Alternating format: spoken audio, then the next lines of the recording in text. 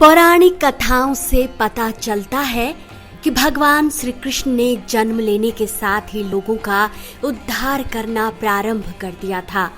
वो कृष्ण ही थे जिन्होंने कौरवों के साथ युद्ध में पांडवों का साथ दिया था और पूरे युद्ध में अस्त्र न उठाने का प्रण किया था।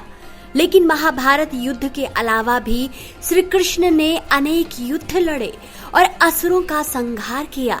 इसी तरह के एक युद्ध के दौरान ही उनका नाम रणछोड़ पड़ा।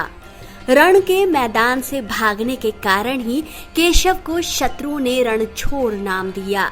लेकिन ऐसी कौन सी वजह थी कि सर्वज्ञानी अनंत देवाधिदेव अपराजित अनिरुद्ध को युद्ध छोड़कर जाने की जरूरत पड़ गई?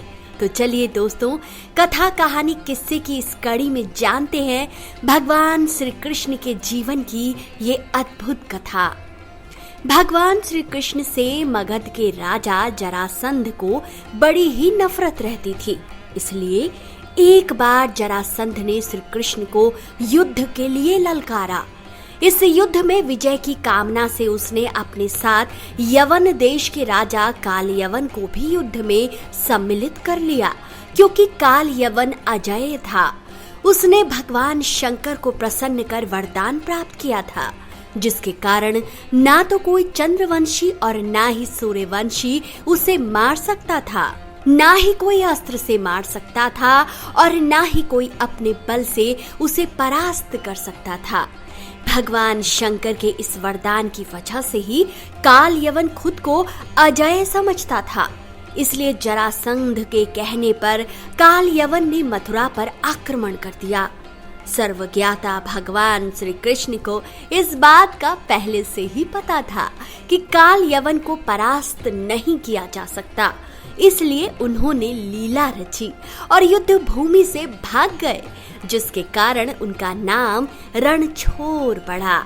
युद्ध भूमि से भागकर श्री कृष्ण एक अंधेरी गुफा में पहुंचे, जहां पर पहले से ही इक्ष्वाकु वंश के राजा मंधाता के पुत्र और दक्षिण कोसल के राजा मुचकुंद गहरी निद्रा में सो रहे थे।